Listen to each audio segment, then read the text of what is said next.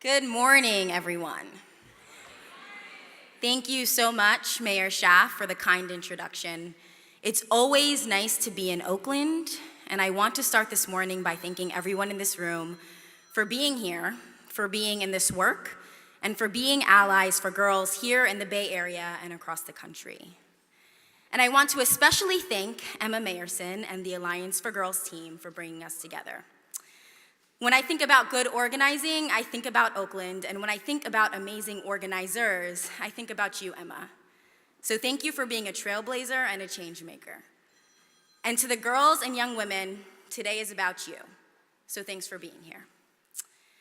My story, who I am, why I'm here, why I'm in this work, well, it's deeply rooted in the stories of girls. Bright, beautiful, courageous, independent, incredible girls. Girls of color, girls who would commonly be marked with a different narrative, low income, impoverished, disenfranchised, marginalized. They were girls who, yes, were not handed in life the equity that they deserved. They are girls who fought against systems and processes and rules and laws that were not made for their success. They were girls who made a lot from a little and girls who were left behind repeatedly. They were girls like Charlotte. See, I grew up hearing time and time again about the story of a girl named Charlotte. Born in rural Haiti, I heard about her lived experiences, the frequency for which she was unsure of the next time she'd eat or the next time she'd go to school. I heard the many stories that transitioned Charlotte from her girlhood to her womanhood. And my favorite was the story of Charlotte at 25, with 3 beautiful, bright girls of her own. 3 girls that she left behind for an opportunity to come to the United States and for the opportunity to give her girls a life that was different than hers. She left them and immigrated to Brooklyn, New York, where she started as a factory worker by day and a nurse's aide by night, where she saved and saved until she had enough to buy herself a 2-bedroom apartment in the projects of East Flatbush, and where she could finally, 4 years later, send for her girls to come to the United States too. The bravery, the hard work, the resilience that took, that was completely unfathomable to me. But Charlotte is very much so the backdrop of who I am today. Stories of girls like Kathleen, who at the age of 6 started school in a public school in Brooklyn, on the heels of the civil rights movement, a girl who fought deep racism every day, a girl who was defined by her Black and immigrant identity, a girl who spoke no English and was easily marked by her teachers as unintelligent or lazy for her inability to learn math and science and reading in a language that was not her own. A girl who sat in classrooms in deep frustration until tears swelled in her eyes, only to hear the voice of her mother, Charlotte, in the back of her mind telling her that education is all you have. And at 21, tracing the heritage of Charlotte and Kathleen, my mother and my grandmother, I traveled to Haiti for the very first time and met a girl named Molane. I was there visiting an orphanage for deaf children, and I remember with perfect clarity the way I felt when my eyes met hers. You see, Molane had her hair divided into a perfect grid, braided and beaded in the same way my mom used to do mine. She wore the same lace socks that I hated wearing but always had to. Her neck and chest were dusted with the same baby powder that my mom dusted on me each morning before school. Molane and I were wildly similar. I looked at her and saw a mirrored reflection of myself 10 years ago. We were incredibly similar, but with drastically different lived experiences. But see, I knew that the lived experiences of my mother and Molane's mother were more similar than mine and hers, and the lived experiences of her grandmother and my grandmother were perhaps quite akin. And my conclusion that day was that opportunity and access transform life trajectories. And at 23, I taught a girl named Sierra, a fierce, brilliant Black Muslim 12-year-old who took her faith and her book collection very seriously. The oldest of 10, Sierra had, at best, a rough relationship with her mother and an unsafe relationship with her stepfather. She, at the age of 8, watched her own father be gunned down in North Philadelphia, an experience that left her with an unimaginable amount of trauma. But despite the experiences that served as a backdrop of her life, Sierra was so incredibly talented. I can remember times when I was working through a complex, multi-pronged order of operations problem, only for Sierra to chime in and note my mistake or misstep. At a school that held tight to zero-tolerance school discipline policies, I watched Sierra's progression through the 7th grade year, where 3 write-ups meant a suspension, and 3 suspensions meant being funneled into our school's alternate education program, where she traded in her green uniform shirt for a brown one, that marked her status in the disciplinary program, where she was pulled from all classes each day and instead spent her day on the 3rd floor of the school building, all 8 hours in one classroom with one teacher who was responsible for teaching all alternate education students, grades 5 through 8, across all subject areas. And I wish I had a positive end story for Sierra.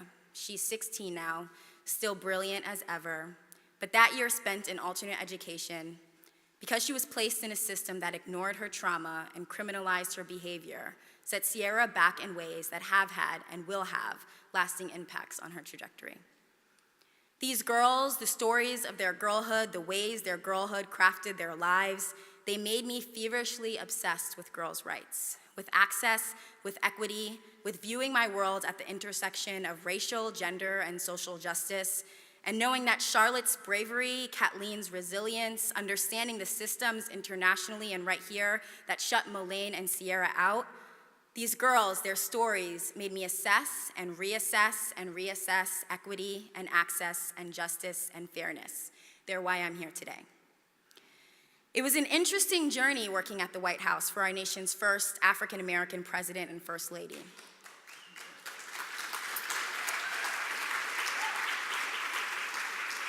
The hours were long and the tasks sometimes seemed impossible, but we were all ready to exhaust every bit of energy we had because we believed in the core principles and values of that administration.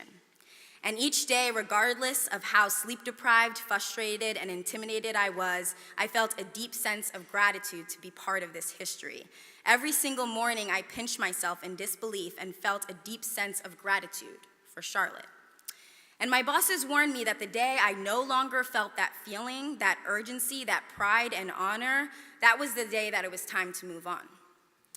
That White House was a White House where every community, every identity, every American was represented, where I found teammates in military vets, colleagues who were African American, Latina, Native American, Asian, Jewish, Muslim, and Catholic, cis and transgender, from rural communities, metropolitan areas, from Pakistan and India and Chile, a clean and true cut of the American cloth.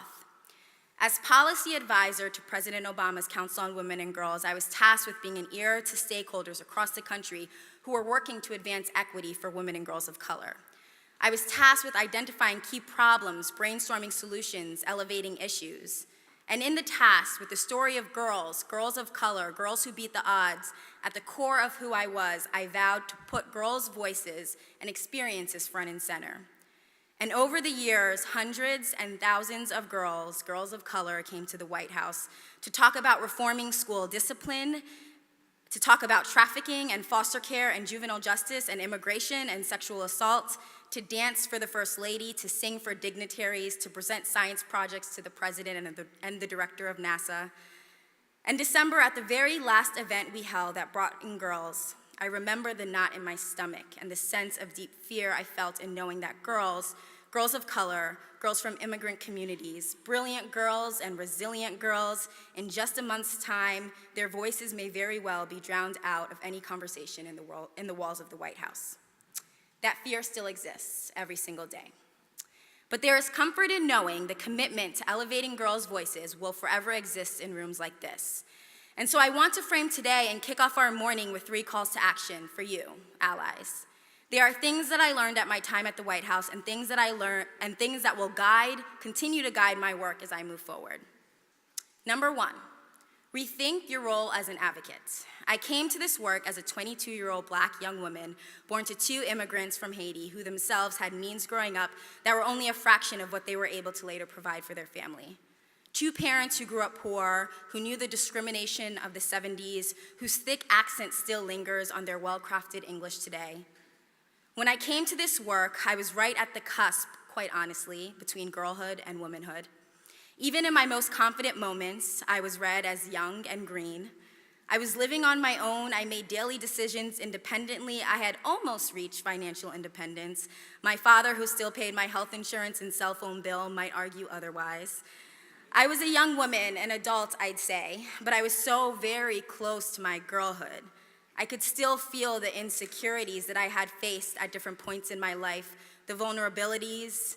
I knew bullying. I knew the feeling of my safety feeling at risk. I knew sexual harassment. I knew the power of a good mentor. I knew what was at risk for girls who looked like me, and I knew the ways that advocates and allies and policies and programs could transform and transcend and reset paths. And so when I sat with girls and young women at 1600 Pennsylvania, I knew that they were peers of my own, and I knew that there was power in seeing one of their peers working at the White House. Perhaps it was being so close to girlhood, to that black girl in me being right at the surface, that I heard girls in a way that my colleagues could not. I was not just fighting for equity for a group of people that I deeply cared about. I was fighting for validation of my own. I was fighting for my voice, the voice of my sisters and cousins. But I would be so very, very wrong if I had not along the way also realized my own privilege in this work, and if I had not come to terms with the fact that the opportunity and access that was afforded in the course of my life was different than many of the girls I advocated for each day. It was that realization that made me rethink exactly what it meant to be an ally and an advocate. I challenge you to do the same. See, girls, unrestricted, unscripted, uncensored, they have a lot to say. They have experiences and stories and anecdotes. Part of my role at the White House was to run an interagency process across the federal government to determine the key obstacles and challenges facing girls and young women of color. It was important to ground our work in data, to identify the core data-driven issues and work towards solutions. But sometimes I found myself on podiums and on panels rattling off the issues we found, diagnosing issues, suggesting solutions, and there came a point where, especially in a room full of girls of color themselves, I was more inclined to sit back and, for lack of better saying, shut up. You see, I am not the expert. No degree, no position in government, in policy, and leading an organization will make me the expert. I could understand so many pieces of the experiences that girls I advocate for face, but I could not understand them all. I know this room is filled with allies and advocates, but if you haven't been trafficked, you aren't the expert in trafficking. If you haven't watched your mother be arrested and deported, you are not the expert in immigration reform. If you haven't been suspended and expelled for wearing your hair in braids, talking back, wearing a skirt that was deemed too short, you are not the expert in school discipline. As advocates, I have no doubt that we are brilliant and passionate and compassionate and well-educated and well-trained, but I urge you to rethink your role as an advocate and an ally. If we truly want this work to be propelled by expert voices, then it's time we sit down and hush up and let the girls speak.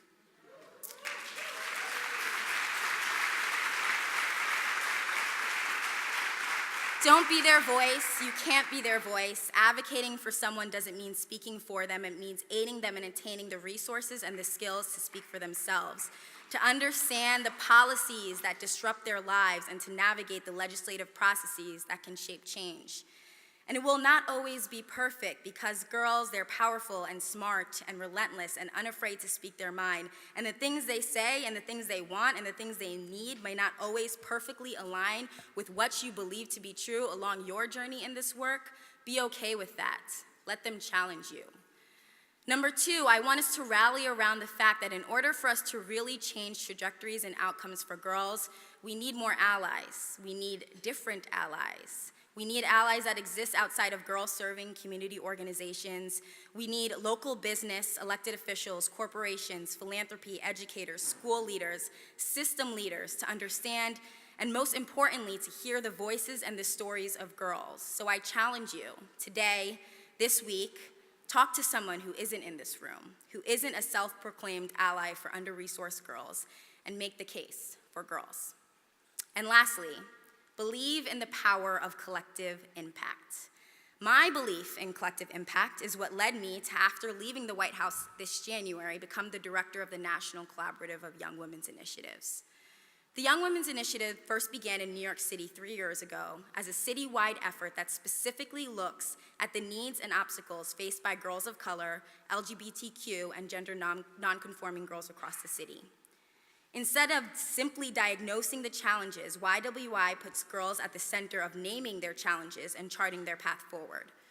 Through Young Women's Advisory Councils, young women of color aged 12 through 24 work in partnership with philanthropy, policymakers, and elected officials to think about the things that they need to chart their path forward.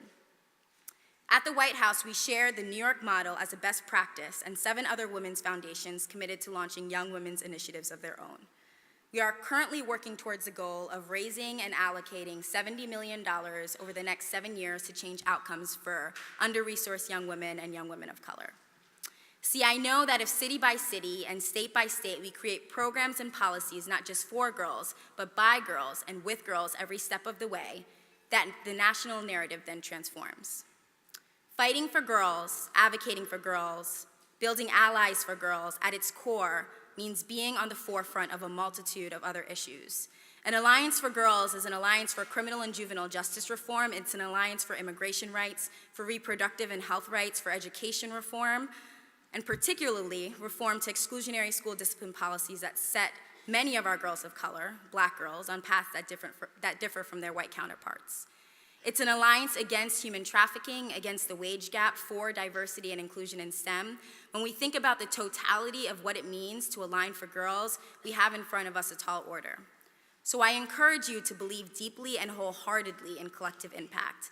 Believe that the sum of the parts and the collection of your fierce advocacy on the grassroots level will reshape the experiences of girls across the country. I'm excited for today because this is collective impact at its finest. Because if we replicated this room in Memphis and in San Antonio and in Jackson, in Lynn, Mobile, Chicago, Detroit, Philadelphia, then we would be doing a huge and profound thing for girls nationally. That day at the White House, by the way, where the enormity of the task was no longer worth the sacrifice, where I stopped believing that being an ally for girls and girls of color and girls who deserve opportunity and access wasn't completely worth it, that day never came. And yes, I left the White House, but that day will never come. And similarly, I know there is no day where any of you wake up and think that fighting for the freedom and liberation and opportunity of girls is not worth it. So with urgency, with humility, with love, and with grace, let's keep going. Thank you.